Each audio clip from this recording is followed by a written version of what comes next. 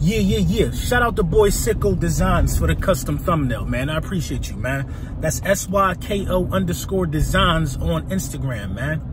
Hit him up in the DM. Maybe he hook you up, man. You already know. Falcons, huh? Falcons.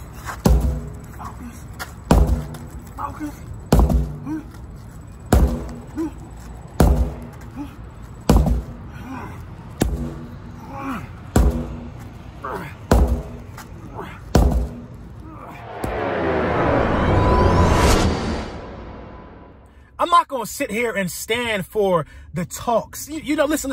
Sometimes you got to dig into a team after the keys to victory. I get it. I've been doing this for a few seasons now. It don't just stop at the keys to victory with teams like the Atlanta Falcons. And you know, Lil Brunson back at you with the back at you, and I am the best reporting on the Eagles. This might be a little all over the place. I'm going to warn you right now, but it's some stuff I got to talk about. I'm not going to sit here and stand for the rest of the NFL basically saying my secondary is chopped liver like we the only team that started off slow. The Saints started off slow. The Saints technically barely won their game. But they want to move the goalposts for that, though. Oh, but they played the Texans. Who are the Texans? Who are the Texans? Who are the Texans? Who are the Vikings and who are the Falcons? Two teams we beat in the playoffs on the road to our Super Bowl. Who are those guys? They nobody dangerous to us, man. Listen, man, we respect Julio Jones. We respect that secondary. We understand. Listen, the Philadelphia Eagles had an atrocious game last week. We had a bad game last week. You know who else had a bad game last week? The Atlanta Falcons. But what happened at the end of our game and what happened at the end of their game? We end up winning a bad game. The stars is in the ceiling for us, man. The stars is on the ceiling for us, man. We see where we got to go and we see what we could be.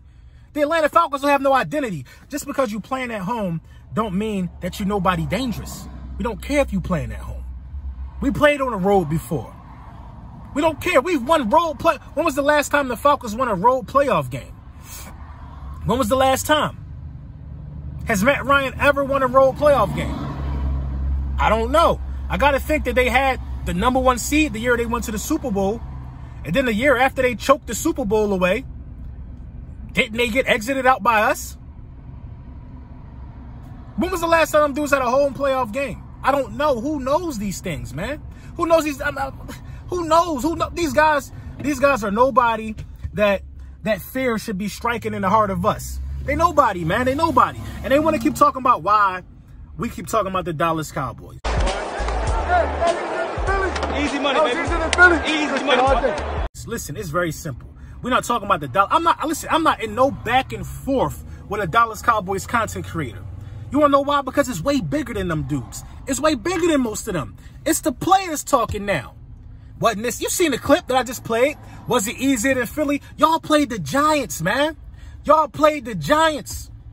Media manipulation, and they out here anointing y'all. Y'all played the Giants, bruh. The Giants. I guarantee that it won't be that easy for you against the Redskins. You should beat the Redskins, but it won't be that easy for you against the Redskins. Way better front seven, way better cornerbacks, way better safeties, way better defense overall. Way better defense overall. Zeke couldn't get a buck on the ground against the Giants. Oh, he got his Cabo legs. Y'all keep making these excuses, man. Nobody not trying to hear that. And nobody not going to want to hear no excuses to our secondary. So now I got to talk to our secondary because we opened Pandora's box. We opened the window for people to pick at the littlest thing. The littlest thing. They're not worried about the win in the fashion that we won the game coming back 17. They're not worrying about it. They picking at the littlest thing as how bad the secondary looked on a few plays. On a few plays. If you erase some of those, listen, if Vernon Davis gets pushed out of bounds or gets tackled, and if that bomb don't go down, the stats for this dude Keenum looks very different. It looks different. It looks different. You're talking about taking 100 yards off for him damn near. It looked different. It's a dominating performance if you take away 2 plays. You see what I'm saying? If Doug go for the 3, then the other bomb don't even happen. But at the end of the day, who still won the game? But I got to talk to the secondary, man, because the secondary did look shaky. They didn't tackle Vernon Davis on that particular play or push him out of bounds. You know what I'm saying? They let him run free. And Rasul Douglas basically got burned.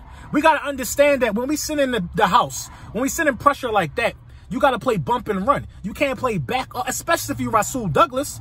You got to be physical. Do you see how the Vikings beat the Falcons? They were physical.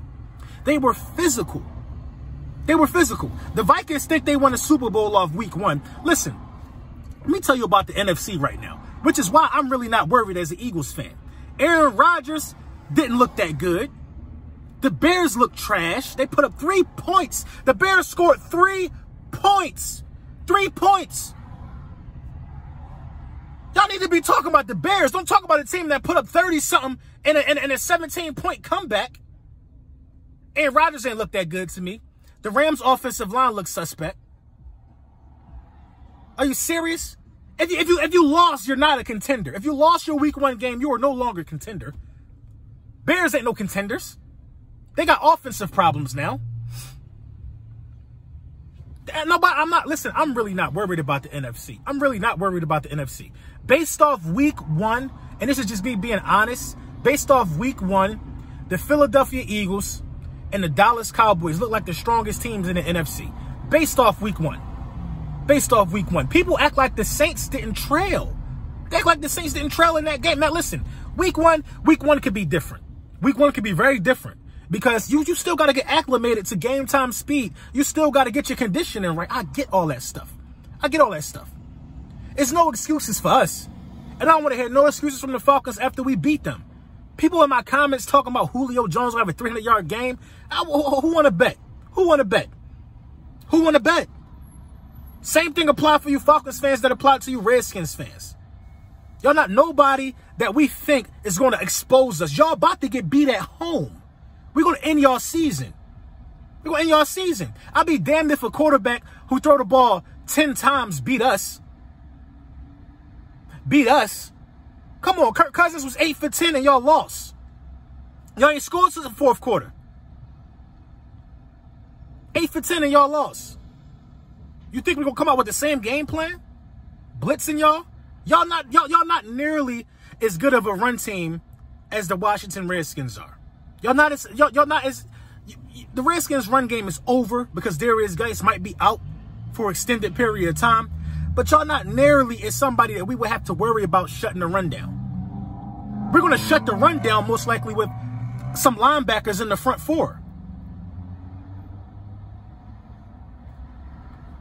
I'm not going to sit here and let people paint this narrative like our cornerbacks are just chopped liver. Yeah, we had a bad game. We had a bad game and still won. And still won.